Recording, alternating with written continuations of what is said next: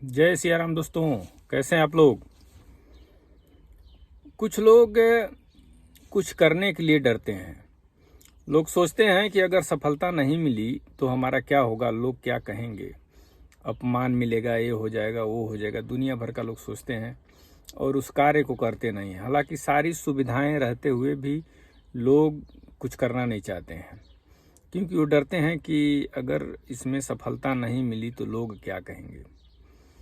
और अर्जुन का भी वही हाल था। श्री कृष्ण जी बहुत समझाए।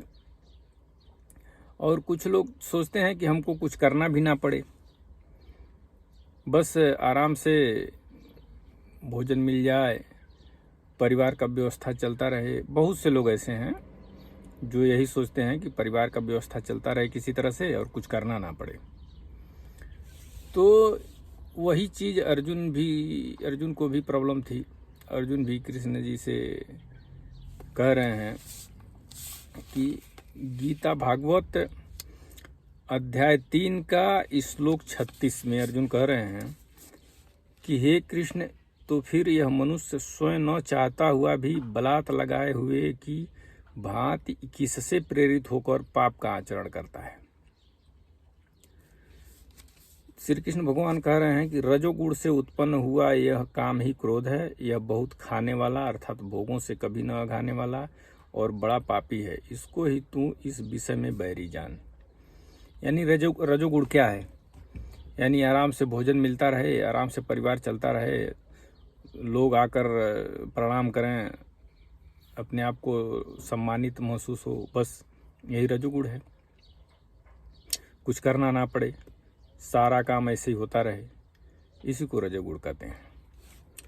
तो वही श्री कृष्ण भगवान समझा रहे हैं अर्जुन को। जिस प्रकार धुएं से अग्नि और मैल से दर्पण ढका जाता है तथा जिस प्रकार जेर से गर्भ ढका रहता है, वैसे ही उस काम के द्वारा यह ज्ञान ढका रहता है। यानी जो रजोगुण का काम होता है उसी से ज्ञान ढका रहता है। तो श्री कृष्ण भगवान यही अर्जुन को समझा रहे हैं। काम क्या है? काम यही है कि आराम से सारा चीज़ होता रहे, भोजन पानी चलता रहे, परिवार चलता रहे,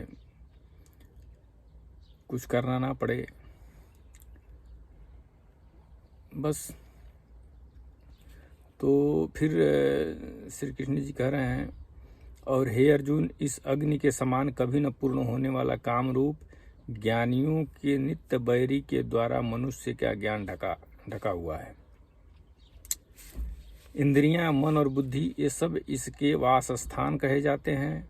यह काम इन मन, बुद्धि और इंद्रियों के द्वारा ही ज्ञान को आच्छादित करके जीवात्मा को मोहित करता रहता है। तो इसलिए हे अर्जुन, तू पहले इंद्रियों को बस में करके इस ज्ञान और विज्ञान का नाश करने वाले महान पापी काम को अवश्य ही बलपूर्वक मार डाल। इंद्रियों को स्थूल शरीर से पर यानी श्रेष्ठ, बलवान और सूक्ष्म कहते हैं। इन इंद्रियों से पर मन है, मन से भी पर बुद्धि है, और जो बुद्धि से भी अत्यंत पर है वह है आत्मा है।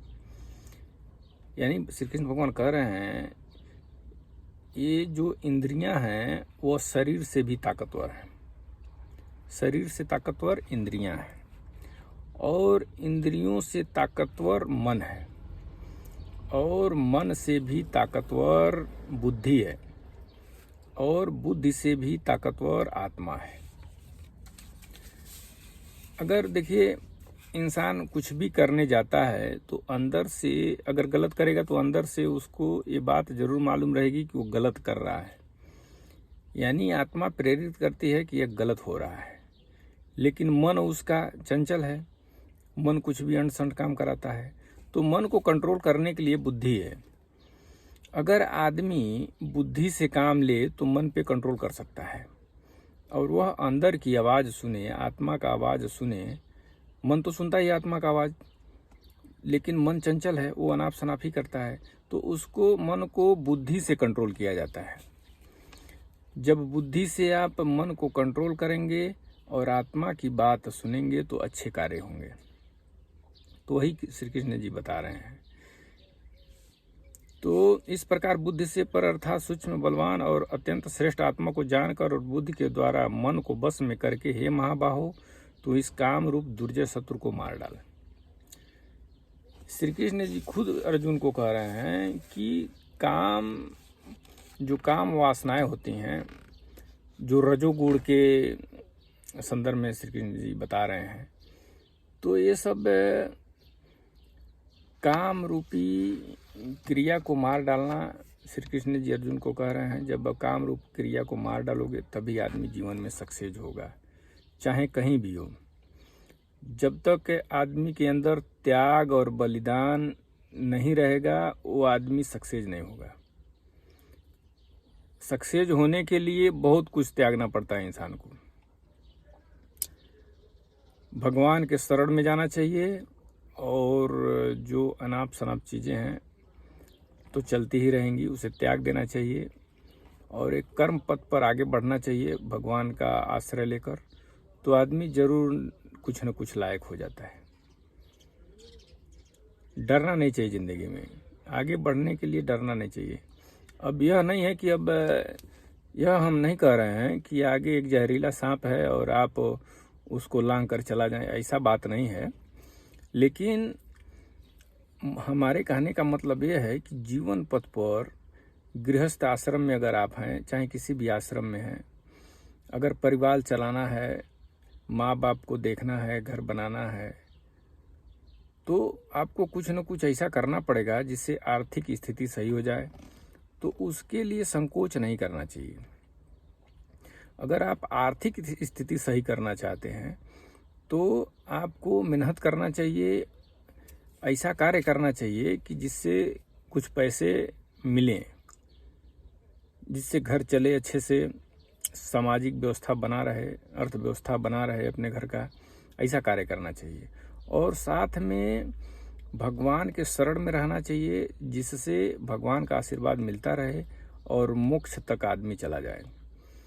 तो सन्यास जरूरी नहीं है कि आप साधु बन जाएं, सन्यासी बन जाएं, घर द्वार छोड़ दें। अगर ऐसा रहता तो अर्जुन खुद सन्यास लेने जा रहे थे। वो खुद कहे थे कि हम सन्यास ले लेंगे, हम जंगल चले जाएंगे, ये कर देंगे, वो कर देंगे, हम लड़ाई नहीं करेंगे, हमें राज्य नहीं चाहिए, धन नहीं चाहिए, दौलत नहीं चाहिए। लेकिन श्री कृष्ण जी ने कहे कि तुम युद्ध करो, यानी अर्जुन जी सन्यास लेना चाहते हैं और श्री कृष्ण जी उनको युद्ध करने के लिए कह रहे हैं। तो ये मानव जीवन में भी सोचना चाहिए कि कब क्या करना है। सन्यास लेकर भी बहुत लोगों का मोक्ष नहीं हो पा रहा है, यानी साधु बन के भी मोक्ष नहीं हो पा रहा है। तो उससे अच्छा गृहस्थ जीवन में ही रहिए। सबसे बढ़िया सरल मार्ग है भक्ति, भगवान का भक्त हो जाइए और गृहस्थ जीवन में आराम से चलते रहिए। जय श्री कृष्ण, जय श्री राम।